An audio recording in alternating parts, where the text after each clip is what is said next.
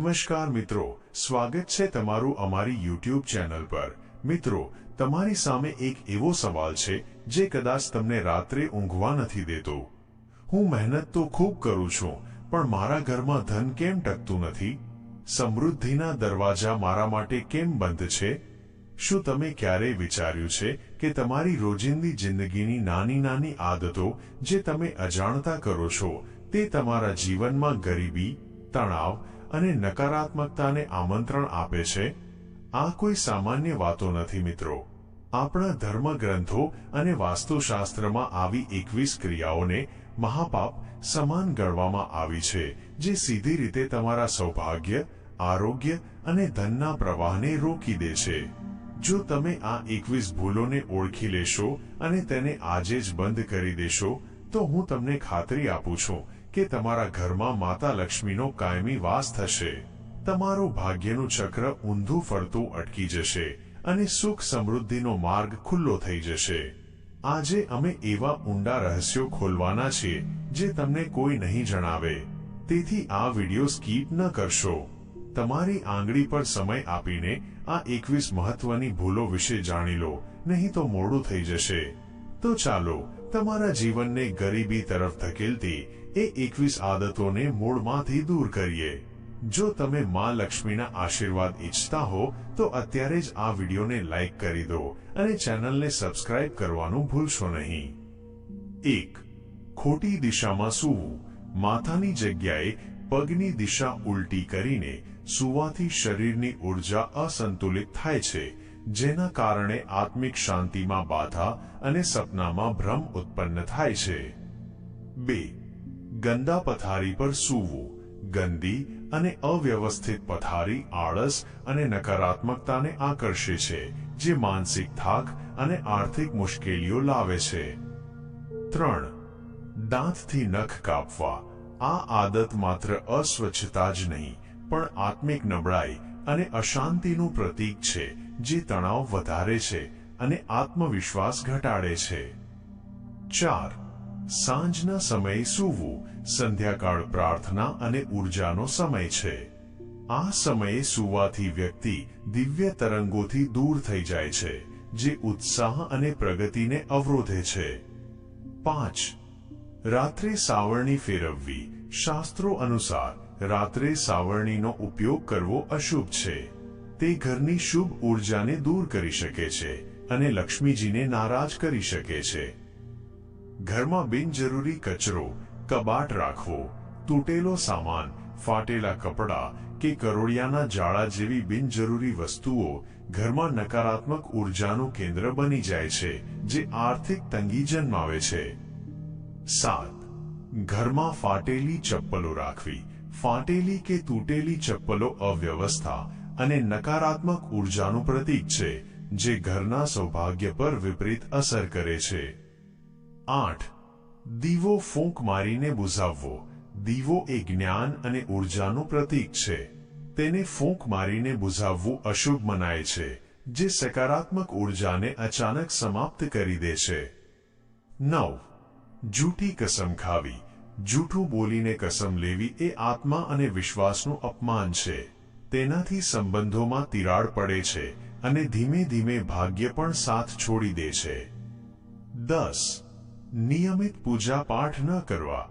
ઘરની નિયમિત પૂજા આત્મિક ઉર્જાનો આધાર છે। પૂજા ન કરવાથી સકારાત્મક ઉર્જા ઘટે છે અને ઘરમાં તણાવ તથા અશાંતિ વધે છે। 11. રસોડાની નજીક પેશાબ કરવો। રસોડું અન્નપૂર્ણા દેવીનું સ્થાન અને આરોગ્યનો સ્ત્રોત છે। તેની નજીક અશુદ્ધિ ફેલાવવાથી લક્ષ્મી નારાજ થાય છે અને પરિવારમાં બીમારીઓ વધે છે। 12. સ્મશાનમાં મોટેથી હસવું। સ્મશાન શાંતિનું સ્થળ છે। ત્યાં મોટેથી હસવું એ આત્માઓનું અપમાન ગણાય છે અને નકારાત્મક ઉર્જાને આકર્ષિત કરી શકે છે। 13. ઝાડ નીચે પેશાબ કરવો। વૃક્ષો નીચે ગંદકી ફેલાવવી એ પ્રકૃતિની શક્તિઓનું અપમાન છે, જેનાથી દુર્ભાગ્ય, રોગ અને આર્થિક અડચણો આવે છે। 14. વાળ લાંબા સમય સુધી ન કપાવવા। પુરુષો માટે 40 દિવસથી વધુ સમય સુધી વાળ ન કપાવવા એ આળસ અને અનુશાસનહીનતાનું પ્રતીક છે, જે ઊર્જાના પ્રવાહને અડચણરૂપ બને છે. 15. ડાબા પગથી વસ્ત્ર પહેરવાની શરૂઆત. જમણી બાજુથી શુભ શરૂઆત કરવી જોઈએ. ડાબા પગથી શરૂઆત કરવાથી ઊર્જા અસંતુલિત થઈ શકે છે, જે નિર્ણયોમાં ભ્રમ અને આત્મવિશ્વાસની ઉણપ લાવી શકે છે. 16. વાસના અને ક્રોધમાં રહેવું. આ બંને નકારાત્મક લાગણીઓ માનસિક શાંતિ ભંગ કરે છે, જેનાથી નિર્ણયોમાં ભૂલો, સંબંધોમાં તણાવ અને આર્થિક નુકસાન થાય છે. 17. સ્ત્રીઓએ ઊભા રહીને વાળ બાંધવા. ઊભા રહીને વાળ બાંધવા અથવા ખુલ્લા વાળ રાખવાથી ઊર્જા ભટકી શકે છે અને માનસિક અસ્થિરતા આવી શકે છે. બેસીને વાળ બાંધવા એ આધ્યાત્મિક અનુશાસન છે. 18. નહાવાની જગ્યાએ પેશાબ કરવો. સ્નાન સ્થળની પવિત્રતા જાળવવી જરૂરી છે. ત્યાં અશુદ્ધિ કરવાથી માનસિક અશાંતિ અને સૌભાગ્યને નુકસાન થાય છે. 19. રાત્રે પાણી ખુલ્લું છોડવું. રાત્રે પાણીને ખુલ્લા વાસણમાં છોડવું એ નકારાત્મક ઊર્જાને આકર્ષે છે અને આરોગ્ય તથા માનસિક સંતુલનને અસર કરી શકે છે. 20. આળસ અને અનુશાસનની કમી. આંતરિક ઊર્જાનું અસંતુલન, અનિયમિત દિનચર્યા અને આળસ પણ ધન પ્રવાહને રોકે છે. 21. ફાલતુ ખર્ચ. અયોગ્ય નિર્ણયો અને વાસના ક્રોધમાં લેવાયેલા નિર્ણયોને કારણે થતો બેફામ ખર્ચ પણ ગરીબીનું મોટું કારણ છે. તો મિત્રો, આ હતી એ 21 મહત્વની ભૂલો જે જાણે અજાણે આપણે કરતા હોઈએ છીએ અને જેના કારણે આપણા ઘરમાં લક્ષ્મીજીનો વાસ ટકતો નથી. મને વિશ્વાસ છે કે આ વિડિયો જોયા પછી તમને સમજાઈ ગયું હશે કે તમારે તમારા જીવનમાં ક્યાં સુધારો કરવાની જરૂર છે. યાદ રાખો, વાસ્તુશાસ્ત્ર કે જ્યોતિષ કોઈ ચમત્કાર નથી, પરંતુ તે જીવન જીવવાની એક પદ્ધતિ છે. જ્યારે આપણા કર્મ, આપણા વિચાર અને આપણું વાતાવરણ શુદ્ધ હોય છે, ત્યારે જ આપણું ભાગ્ય આપણને સાથ આપે છે. આજે જ આ 21 ભૂલોમાંથી સૌથી મોટી 3 ભૂલોને બંધ કરવાની પ્રતિજ્ઞા લો. કમેન્ટ બોક્સમાં જય માં લક્ષ્મી લખીને અમને જણાવો કે તમે કઈ ભૂલ સુધારશો. આ માહિતી માત્ર તમારા પૂરતી સીમિત ન રાખો. તમારા મિત્રો, પરિવાર અને દરેક પ્રિયજન સાથે આ વિડિયો શેર કરો. કદાચ તમારા એક શેરથી કોઈનું જીવન બદલાઈ જાય.